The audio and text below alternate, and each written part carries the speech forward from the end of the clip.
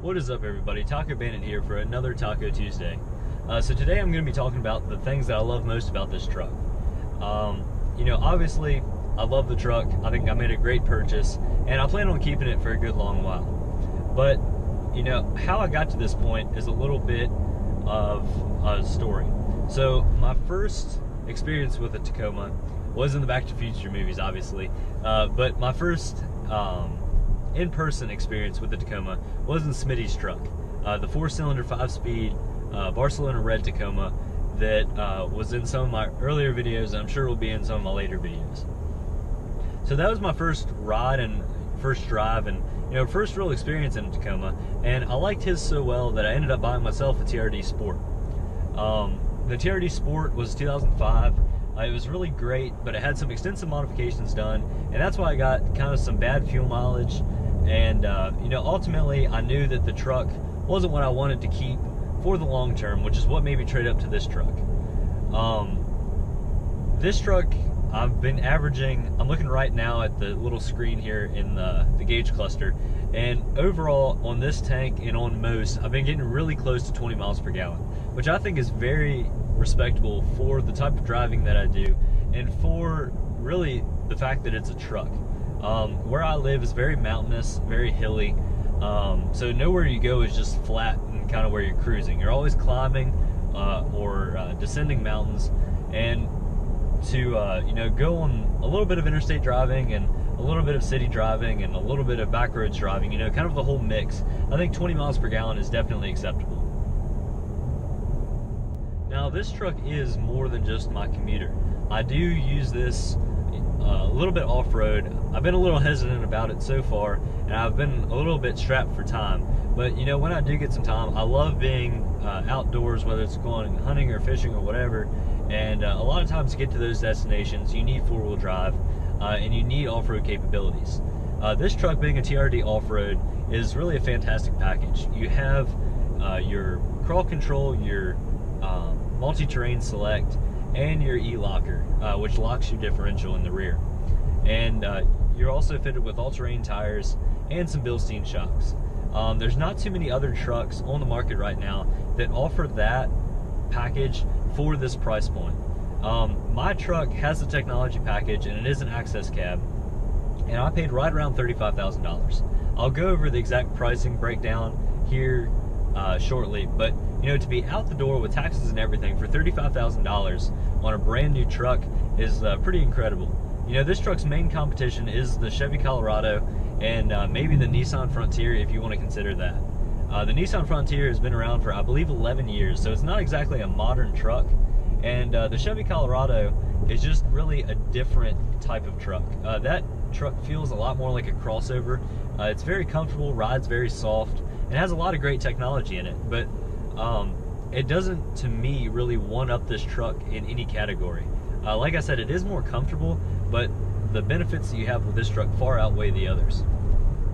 I think Toyota did a fantastic job advertising and really representing this truck.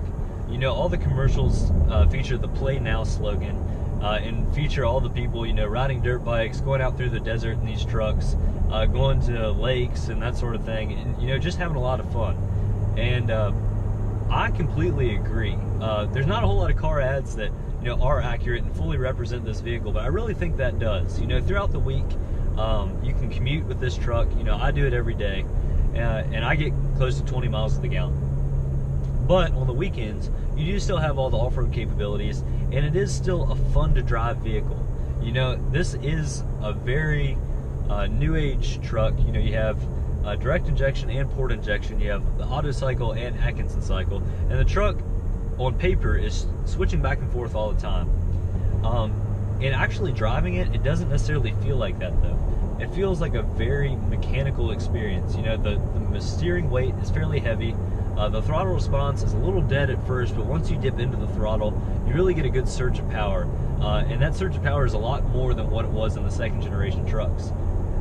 Overall, I feel like it handles really well and it has adequate power for what it is. And like I said, to be getting the fuel mileage and just for the overall package that it is, it really makes a lot of sense. One thing about the Tacoma and the Tundra as well is they've involved Ironman Stewart who was a Baja racer a little bit before my time, but he raced for Toyota, and he did very well in the Baja 1000, Baja 500. But to see someone like that, who's such a legend in the racing field and such a legend in the off-road field, to see that he's still involved in, even being in the advertising, but I'm sure he's involved in some of the testing of these vehicles as well. It's really neat. If you know your racing history and that sort of thing, you know how big of a deal he is. And just to see that, he puts his kind of stamp of approval on these trucks, and I'm sure he's being paid well to do so, but, just to see his stamp of approval on these trucks is kind of neat. So a lot of people have talked a lot of hate about this transmission, and I by no means am saying that it's flawless. It is a little jumpy at times, but, by electing to have an automatic transmission, you are giving up some of your control over the truck. However, a few things that I do like about the transmission. The idea of the sport mode is okay. Basically what it does is when it says Sport 4, that does not mean you're in 4th gear. It just means that it's locking you as 4th gear is the top. So you could be in 1st, 2nd, 3rd, or 4th gear in the Sport 4 mode. Now also they have incorporated ECT power. When you hit that, it changes your shift points, and it makes the truck feel a little bit more alive. As I was saying, normally you have to lay into the throttle a little bit more to get the power. With ECT, it's a lot quicker to respond and that sort of thing. Also, while going down this hill, the engine braking does kick in. So, I don't even have to have cruise control on. I'm just going down a fairly steep grade, or I was a second ago, and the RPM spiked up to right around 2,500. It was holding the truck back. This is really nice, and it'll keep you from wearing out your brakes. And while this truck doesn't have an integrated brake controller, features like that make it a lot more livable. Another thing I really like about this truck is just the overall feel that the driver has in the driver's seat and in command of the vehicle. The steering wheel is a very beefy feel, a really thick steering wheel, which gives you a lot of confidence whether you're on a back road or tearing up some off-road trails. Another thing I like is everything that you immediately touch, the shifter and the steering wheel and everything like that is very soft and kind of a leathery feeling. I'm not sure whether it is actually leather, but the steering wheel on the sides looks like a perforated leather, and the top and bottom look like just a plain leather. And overall, it's just a really nice place to be.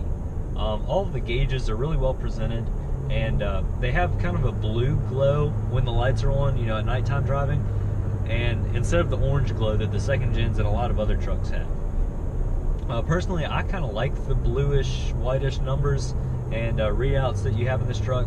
It seems to be a lot less glary and less strenuous on the eyes.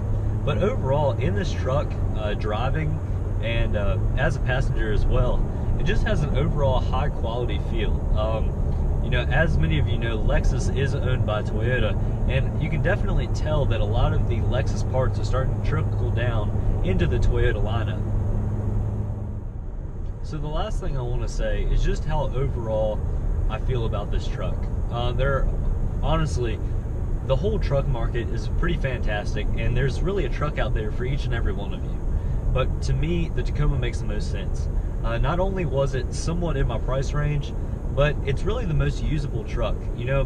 I personally love Silverados and F-250s and everything like that. I would love to have a diesel truck, but I can't. First off, I can't afford a diesel truck, but two, taking my truck into the woods, for hunting and fishing and that sort of thing, you can't have that big of a truck in the woods.